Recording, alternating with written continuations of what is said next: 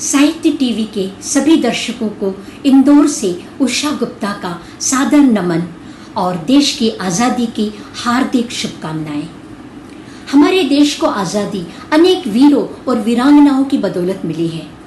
आज मैं आपके सामने एक ऐसी ही वीरांगना की कहानी प्रस्तुत करने जा रही हूँ जिन्हें शायद हम में से बहुत से लोग नहीं जानते हैं, और ये थी कित्तूर की रानी चेन्नम्मा। भारत में जब भी महिलाओं के सशक्तिकरण की बात होती है तो महारानी चेन्नम्मा का नाम जरूर लिया जाता है। उनकी तरह कई वीरांगनाएं भारत भूमि पर पैदा हो चुकी है जिन्होंने अंग्रेजों से डट कर मुकाबला किया था। वे कर्नाटक की लक्ष्मीबाई मानी जाती हैं। वे पहली भारतीय शासिका थी जिन्होंने ब्रिटिश ईस्ट इंडिया कंपनी के खिलाफ सशस्त्र विद्रोह किया। रानी चेन्नम्मा भारत के कर्नाटक के कित्तूर राज्य की रानी थी। 1824 में अर्थात 1857 के स्वतंत्रता संग्राम के 33 वर्ष पूर्व उन्होंने हड़प नीति के विरुद्ध अंग्रेजों का सशस्त्र मुकाबला किया था और उनके खिलाफ आवाज उठाई थी। चेन्नम्मा के साहस और वीरता के कारण देश के विभिन्न हिस्सों में, खासकर कर्नाटक में, उन्हें विशेष सम्मान हासिल है और उनका नाम बड़े आदर के साथ लिया जाता है।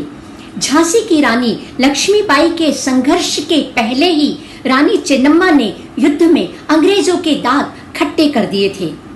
कर्नाटक में बेलगाम के पास एक गांव ककाती में 1778 को जन्मी चेन्नम्मा बचपन से ही घुड़सवारी, तलवारबाजी और तीरंदाजी में कुशल थी।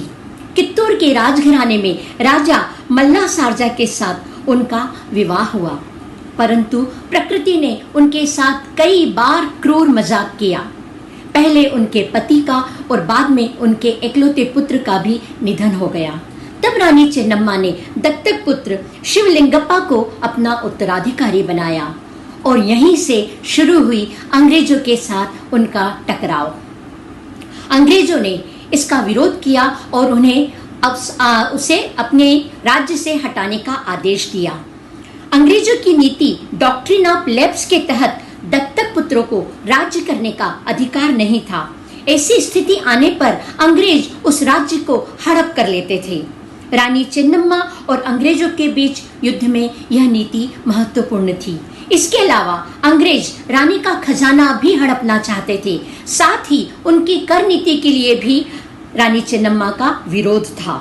उन्होंने उसे आवाज दी और वे पहली महिलाओं में से थी जिन्होंने अनावश्यक हस्तक्षेप और प्रणाली को लेकर अंग्रेजों का विरोध किया।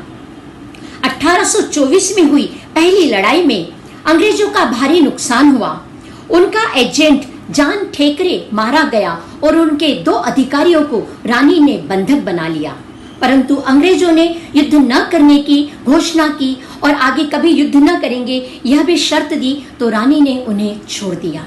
परंतु दुष्ट और धोखेबाज अंग्रेजों ने पहले से ज्यादा सैनिक लेकर फिर से रानी पर हमला बोल दिया।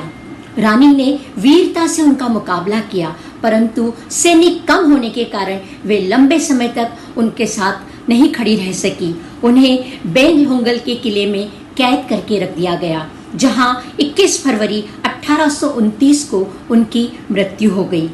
पुणे बेंगलुरु राष्ट्रीय राजमार्ग के पास कित्तूर का राजमहल तथा अन्य इमारतें गौरवशाली अतीत की याद दिलाने के लिए आज भी मौजूद है। भले ही रानी हार गई, परंतु उनकी वीरता और देश प्रेम को देश हमेशा याद रखेगा। उनकी पहली जीत और विरासत का जश्न आज भी कित्तूर में कित्तूर उत्सव के रूप में मनाया जाता है। उनकी समाधि एक पार्क में है जो सरकारी देखरेख में है। नई दिल्ली पार्लियामेंट में भी उनकी एक प्रतिमा लगी हुई है। 1977 में उनकी स्मृति में एक डाक टिकट भी निकाला गया था। तो ऐसी थी वीरांगना रानी चेन्नम्मा। हमें ऐसी सारी वीरांगनाओं पर गर्व है जिन्होंने देश की आज़ादी में अपने प्राणोत्सर्ग कर दिए और हमें खुली हवा में रहने की मौका दिया, अवसर दिया।